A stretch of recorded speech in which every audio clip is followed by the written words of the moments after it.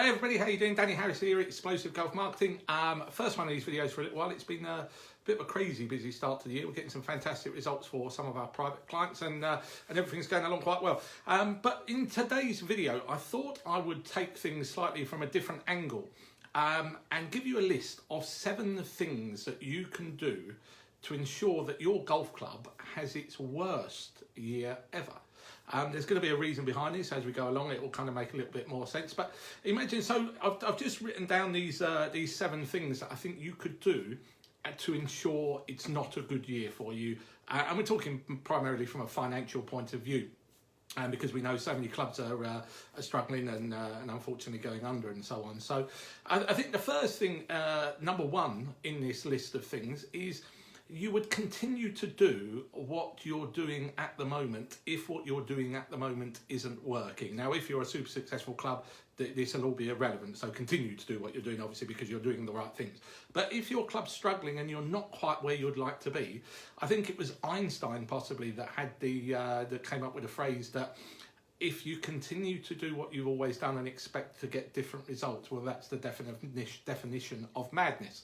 And quite clearly, that is the case. So if you continue to use the same kind of marketing strategies and the same ways of getting people into your golf club, but you're expecting different results than you've had over the last 3, 4, 5, 10 years, then I'm afraid it's not going to work. So you probably want to change that. So that's way number 1. Continue to do the things that aren't working. It's guaranteed to get you to failure.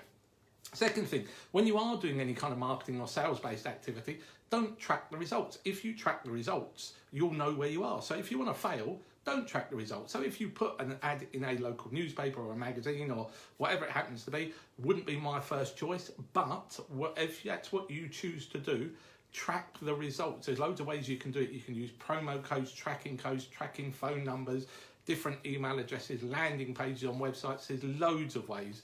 But if you don't track the results, you're guaranteed to fail. So do that if you don't want your golf club to do particularly well this year.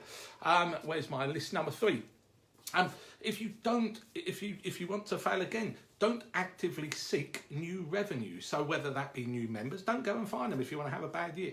Don't create new events for people to attend, whether that be competition type events on the club, or it could be sort of, function events in the clubhouse or whatever.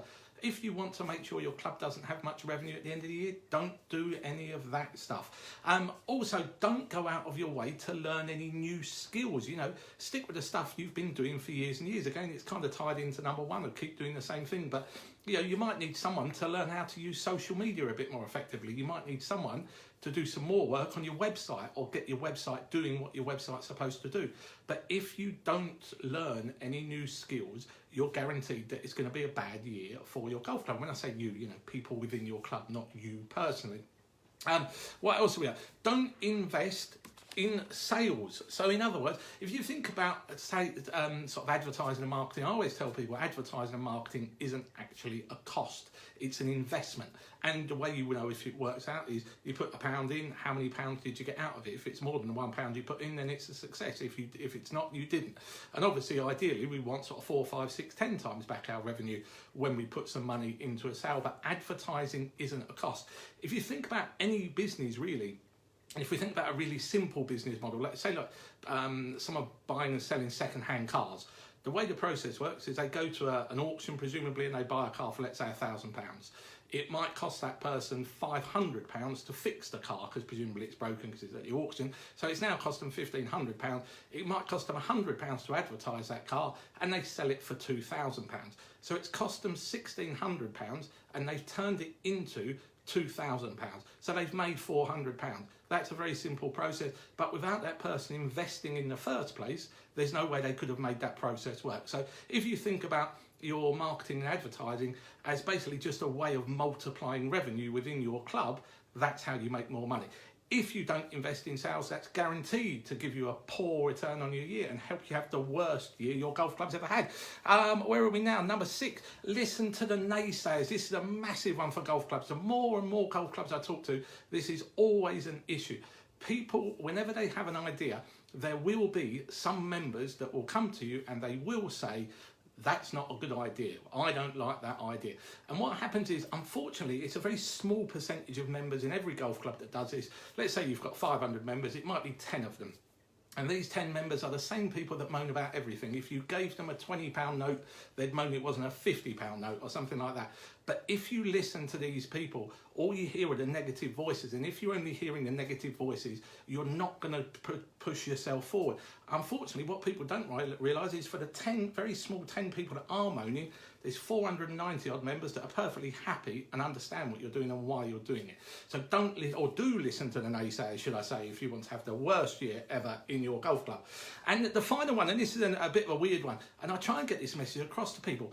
People don't, if you don't want to be successful, I keep forgetting that's what I'm doing. If you don't want to be successful within your golf club, don't believe in golf. Now, when I say that, what I mean is people are often around the media, there's all this kind of negativity about participation's down and people haven't got the time and the youngsters don't want to play golf and all this stuff. And I get that. I'm not disputing that at all.